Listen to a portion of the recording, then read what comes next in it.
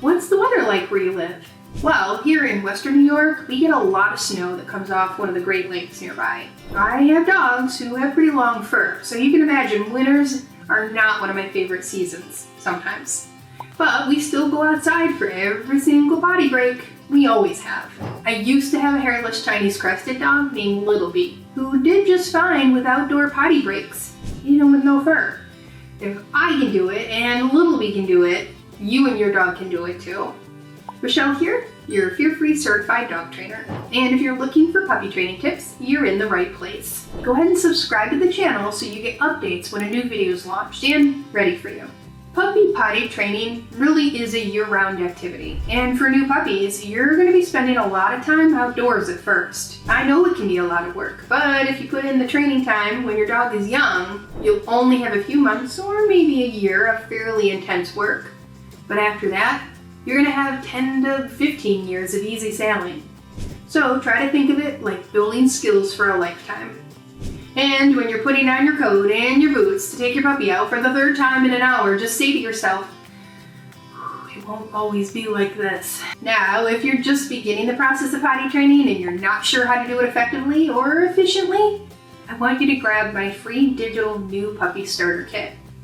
It contains lessons on potty training and a lesson on how to teach your puppy to alert to you when they need to go out.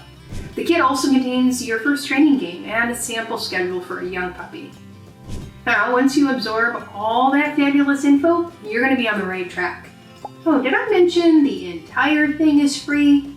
Grab the link in the description below the video and check it out and get started. Alright, let's get back to the inclement weather we were talking about. I feel your pain when it comes to potty breaks in bad weather. Some people in my Facebook group, Puppy Training with Michele Lennon, ask if they can have different indoor potty spots for the puppy during the cold months. I know that sounds a lot more pleasant for us humans, but I don't recommend it. Dogs learn from consistency and routine, and the more options you have for him to go potty, the less likely you're going to see potty training take hold.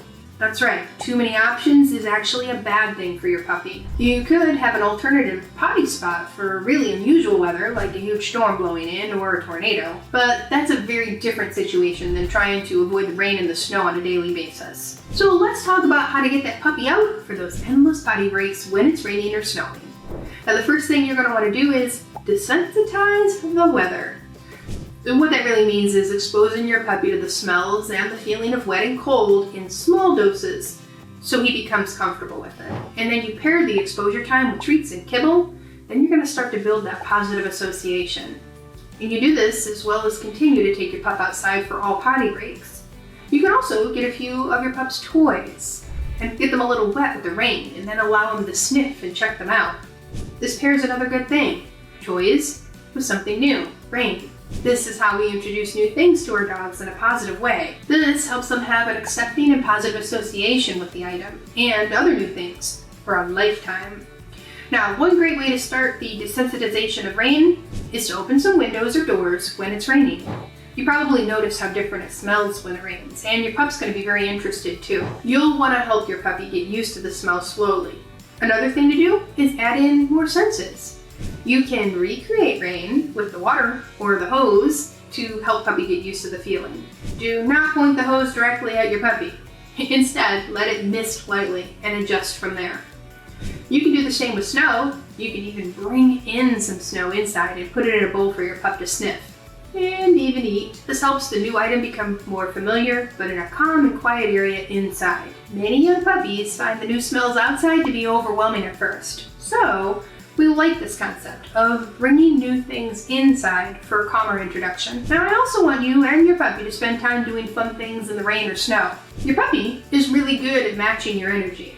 If you have kids, you're probably familiar with how they ramp up that puppy. Use this behavior for good and not bad by going out in the light rain or fresh dusting of snow and playing with your puppy. This helps them associate this weather with good things. While working on rain desensitization, you might need a temporary cover so that your pup can still go potty while slowly getting used to the new feeling and smell. You could desensitize a golf umbrella or put up a small canopy tent, or you can create a grassy area on a covered patio if you have one.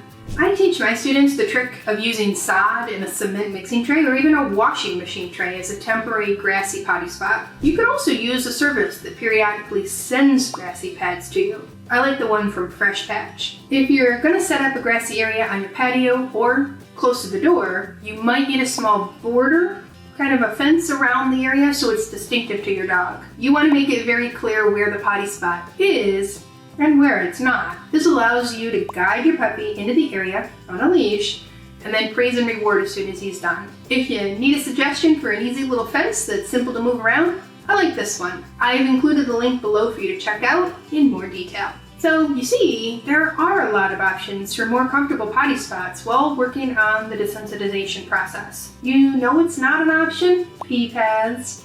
Some people feel that pee pads are a great option for winter weather, but I strongly discourage them. Pee pads lead to a lifetime habit of the dog going potty inside, especially on soft surfaces like rugs and carpets and blankets and towels and pillows. This is not a habit you want in your home with your soft belongings. If your puppy came to you trained on pee pads, or you have accidentally started using them before you learned of the downsides, I can help you. Check out this video on how to move away from pee pads. That info can save some of your soft fabrics. Like I mentioned, there are a lot of good options for how to set up an alternative potty spot outside. Teaching the puppy to go potty outside involves consistently taking him out. So whatever creative system you need to make it easier for you and your pup, do that. If you live in an area that gets a lot of snow, like I do, it can be hard to stick to your regular exercise routine too. And if your dog is small, he might not like the snow so much. But we encourage you to use the desensitization tips already mentioned here today to help your dog feel more comfortable about it. Then you can continue your regular exercise and help your puppy burn off that excess energy. And if you're concerned about the salt on the sidewalks,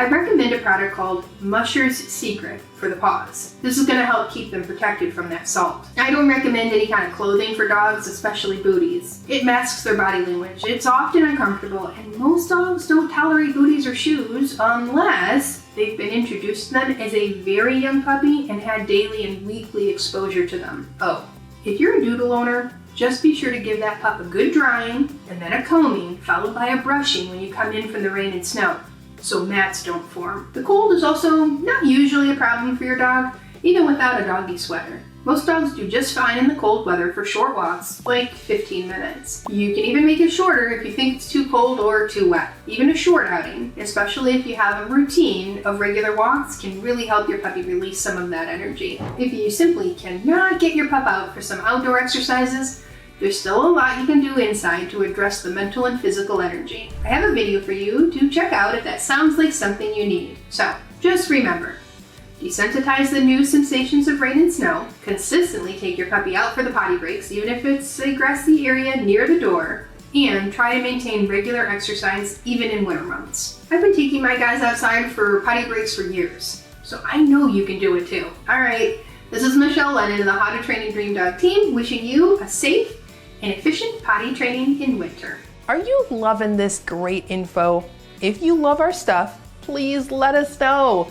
Leave us a comment, subscribe to the channel, share it with a friend, or use the super thanks. I'm always here if you need me. I am part of your puppy raising team after all. So just comment with any questions below, or you can join our awesome Facebook group, Puppy Training with Michele Lennon. And at the very least, tune into some awesome trainers like me to get advice from, like on this YouTube channel. You might want to bookmark our website too, which shares more about our online puppy training program.